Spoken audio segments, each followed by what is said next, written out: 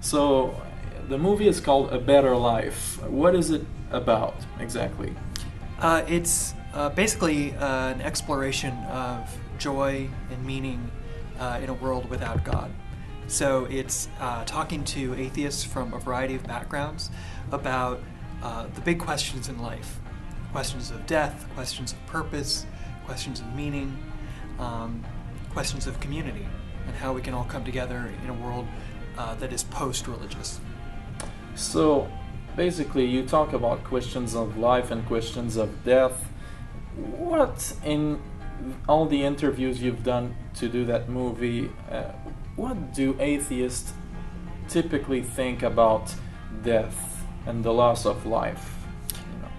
Atheists typically tend to think that life is finite, and that death is final. So there is no afterlife. So once you die, you're dead, and life does not continue afterwards. And I think that really changes how you live your life. If you think that you're going to die and then go off somewhere else, it's very different from if you think that you live and then you die and that's it. It really makes you be aware of the time that you have to do what you want to get done. You have to get stuff done in the moment. You can't put it off and wait because, once you're dead, you can't do it anymore. So you have to do it now.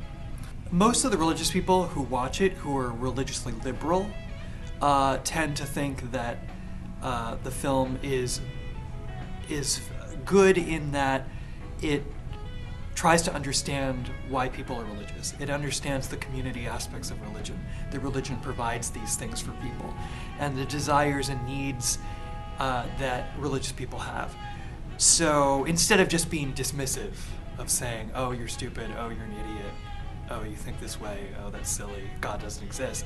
Instead of saying that, it tries to empathize with religious people and those same yearnings that we all have, except answering in a way using science and reason and not religion. I think people who are kind of more stridently religious, like evangelicals, wouldn't agree with the film either, but probably would appreciate that it's not as combative as other things. But they still wouldn't agree with it. Yeah, you were talking about that. You were saying yesterday that you showed the film in Peru, which is an extremely religious country. What was the feedback when you presented the movie there? The feedback was amazing because there's really a community of non-believers there who really need support because they're in such a religious environment. And so to go there, to be able to show it to them, and there were some people who traveled 8 hours on a bus to come see this film because it was so important and meaningful for them to see it. That's really important. And so if we can do that all over the world where it's needed, hopefully it can help people feel less alone in their non-belief. Did you yourself grow up in a religious environment? No. My dad is a very liberal Christian. My mother is not religious.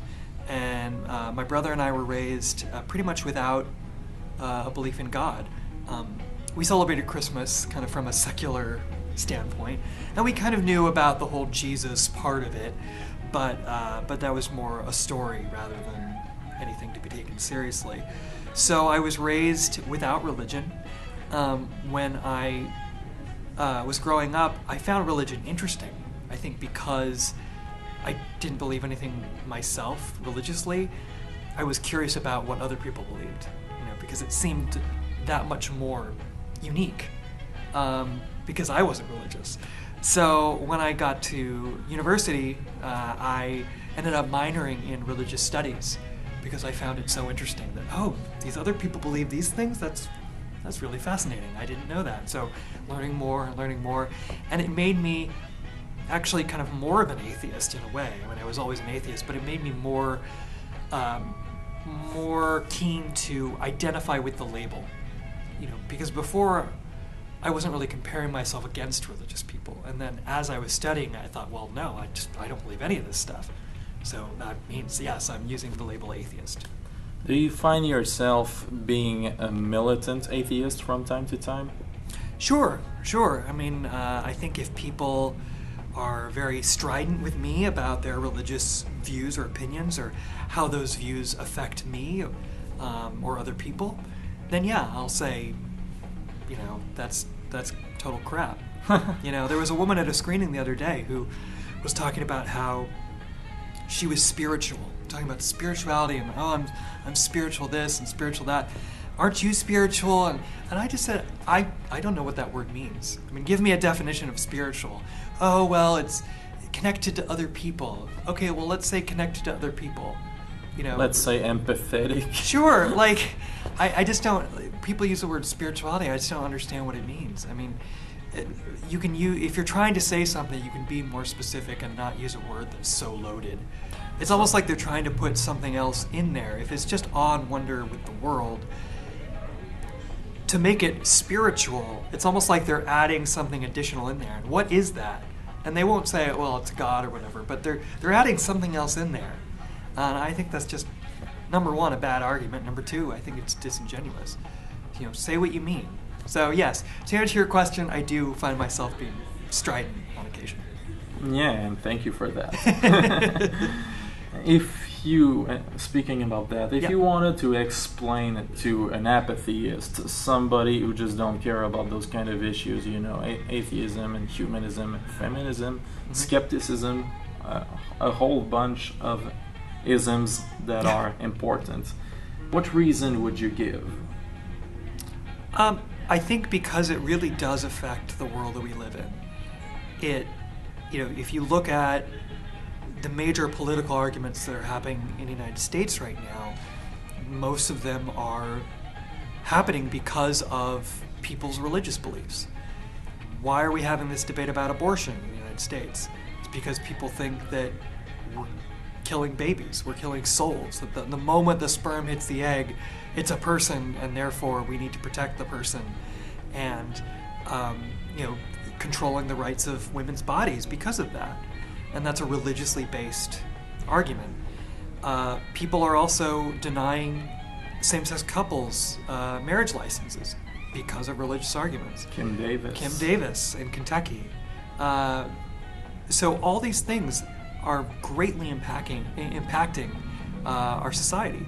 And so I would tell these people who feel like it doesn't matter to them, it does matter, because it's affecting either you, yourself personally, or somebody you know and love and care about. So you should care about these issues because they do affect your daily life, actually, in many ways. Maybe you don't know every way that it's impacting you, but it definitely is.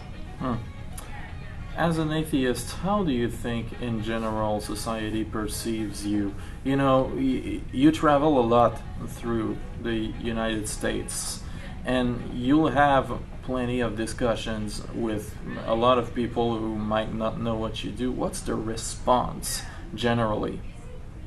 It depends on where. So many different places, the reaction is different. In most places in the United States, more conservative areas, people have very strong opinions about atheists. They don't like atheists. They see us as immoral. They see us as terrible people. How can we do anything good without God to be there for us? Right now I'm so afraid you're gonna stab me. I know. Yeah, it's I'm very imposing. I know. It's amazing that people have this perception of atheists, and that's why I want to do the book. That's why I want to do the film, is to dispel these ideas that people have about atheists as terrible people, and show the world that we are a wonderful group of people, and smiling and happy, and we're not the baby-eating monsters that people think we are. And we're also, in addition to that, a diverse group of people. We're people from all different kinds of backgrounds. We're not just old white college professors. We're young, we're diverse, we're different sexual orientations, different ethnic backgrounds, different religious upbringings, people from all walks of life. And so I think it's important to show a variety of voices in the movement. Thanks for that. Now, on a more personal note, as we talked about earlier, in your years of study, that's really a question for my community. Because I'm from Montreal, and you studied in Montreal and you lived in Montreal for 5 years, as you told me. What were you doing there? I went to Concordia University in Montreal for film school and my studies, where I also minored in religious studies. And I loved it. I loved Montreal. I loved being in Quebec. And it was a really great experience. It was a bit cold, though. I will say that. It was cold. Oh, you tell me. Very, very cold. But I loved it, and I think culturally, it's just an amazing place. And, we talked about it before, the religious connection there. As you know, Quebec used to be very, very, very, very religious. And, through the Quiet Revolution became completely secular. Just night and day, right? And I was always fascinated by that here you have such a religious society, and in the course of 10 years it changes completely to the other side. And I think that gives us hope in the secular community. I think more people in the atheist community in the United States and around the world need to know that story of Quebec, because I don't think many people do, and it's an important story to tell. Thanks a lot. On these wise words, we're gonna end this interview, and thanks so much for your time, Chris. Thank you very much.